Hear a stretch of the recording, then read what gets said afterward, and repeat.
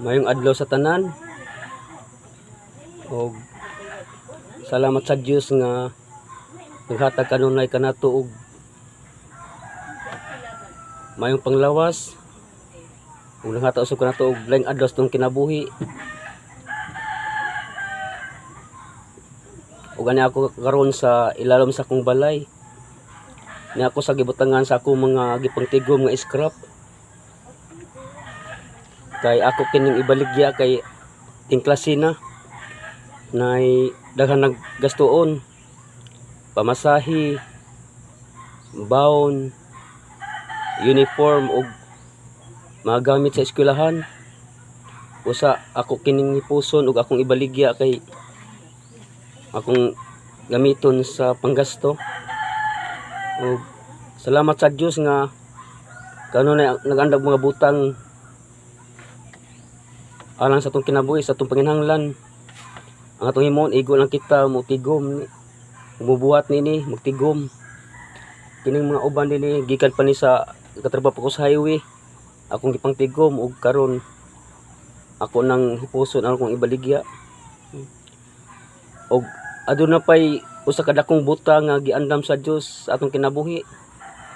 Usa ka butang nga dili ikatandi sa mga bahandi ning kalibutana. Dili ikatandi sa mga bulawan ning kalibutana.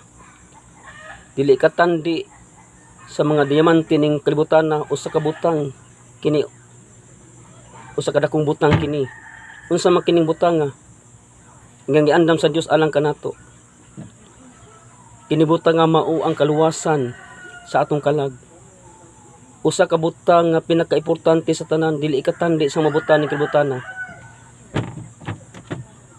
Kini kaluwasan giandam sa Dios kanato. Ang ato lang pagabuhaton nga mutuo kita kang Hesukristo sa iyang gihimo sa krus. Way laing nagpakamatay sa krus, siya lamang nagpakamatay sa krus. Giwalaan kita niya sa hamili niyang dugo ang paghuga sa atong mga sala. Usa ka anak sa Dios nga napagatawo ning kalibutana aron tubson atong mga sala.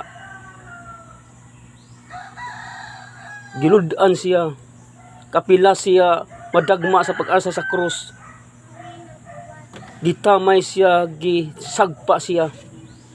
Apan wa kini niya panumbalinga tungod sa dakong gugma niya kanato. Aron matapos ang iyang misyon nga gihatag sa Dios Amahan kaniya ang pagtubos sa atong mga sala. Usa ka butang, usa ka dakong butang nga dili kabayran. Giulaan kita niya sa hamili ang dugo aron kita makabatog kaluwasan. Ang gusto sa amahan nga muto kita niini aron mahimo kining bililhon, mahimaya siya niini ug mahimuot siya sa atong gihimo. Sama ra gyud na nga kung ikaw naghatag ug di niya dawaton, di ba may ubos ka? Ang Diyos usab, kung di nimo dawaton, di nimo saligan ang iyang gihatag, di mo saligan ug tuwa ang gihimo ni Hesukristo sa krus, kawang ang tanan, di ka jud ka makabatog kaluwasan. Kay may ang pamaagi, mutuo ka lang niini or makabaton ka niini. Sayon kayo makigsuunan ko ang gihatag sa Dios kanato. Tuo lang sa gihimo sa iyang bugtong anak or makabaton tag kaluwasan.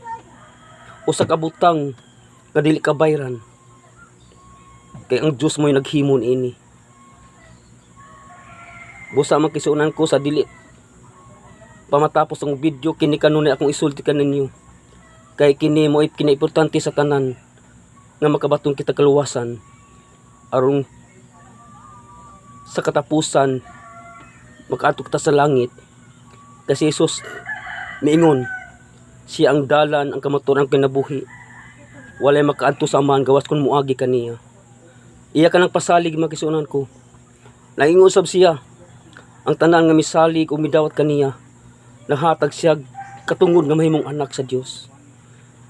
Busa makisunan ko hinaut-unta nga nakasabot ka mo niini. Hinuklugin ninyo pag-ayo samtang dili pa ulahi ang tanan. Busa magsang dinin akong kutob sa pagkakaroon. Dang salamat. God bless.